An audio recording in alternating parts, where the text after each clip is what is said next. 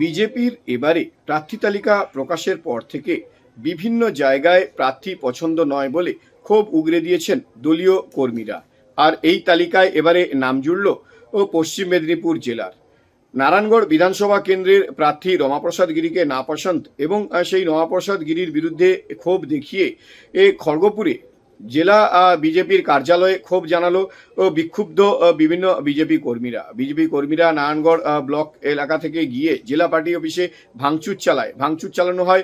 এই জেলা বিজেপির দলীয় কার্যালয়ের বিভিন্ন চেয়ার টেবিল থেকে শুরু করে সিসিটিভি ক্যামেরা পর্যন্ত। তাদের দাবি যে প্রার্থী ঠিক করা হয়েছে রমাপ্রসাদ গিরি, তিনি ভূমিপুত্র নন এবং তিনি গতবারে প্রার্থী হয়ে জিততে পারেননি, দলের সঙ্গে গদ্দারি করেছেন এবং সেই প্রার্থীকে তাদের পছন্দ নয় এবং সেই অভিযোগ তুলে আজকে দলীয় কার্যালয় ভাঙচুর করা হয় এবং সিসিটিভি ক্যামেরা থেকে শুরু করে চেয়ার টেবিল বিভিন্ন কিছু ভাঙচুর করে এই সমস্ত দলীয় কর্মীরা। বিক্ষুব্ধ দলীয় কর্মীদের অভিযোগ যে রমাপ্রসাদ গিরিকে এখানে প্রার্থী করা যাবে না, তার জায়গায় ভূমিপুত্র কাউকে প্রার্থী করতে হবে এবং এই বিষয়টি নিয়ে ক্ষোভ আছড়ে পড়ে তাদের।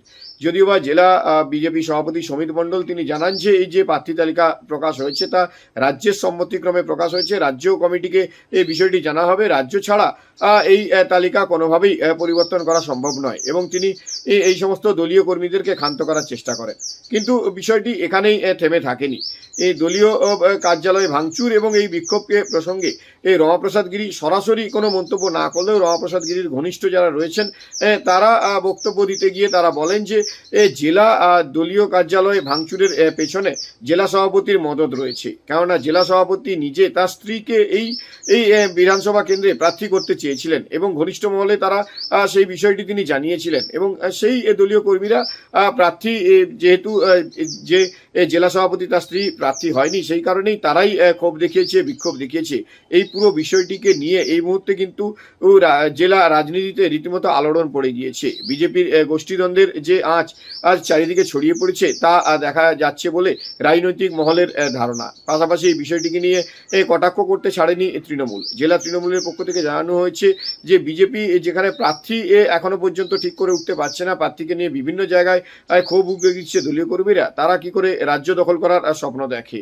বিষয়টি নিয়ে রীতিমতো এই মুহূর্তে রাজনৈতিক চাঞ্চল্য ছড়িয়েছে সারা মেদিনীপুর জুড়ে। না, এখনো তো ওদের সাথে আমাকে কথা বলতে হবে, যতক্ষণ না কথা বলছি কি বিষয়ে কি হয়েছে জানতে পারছি না, এই বিষয়টা কথা বলার পরে বলতে পারবো। দাদা, প্রার্থী নিয়ে কি আপনার সাথে কোনো আগে আলোচনা করা হয়নি? মানে এই যে ক্ষোভটা আপনারা কি আগে বুঝতে পারেননি?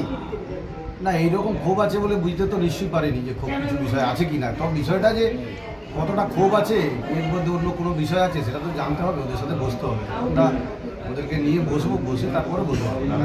কোনো ষড়যন্ত্র কি থাকতে পারে?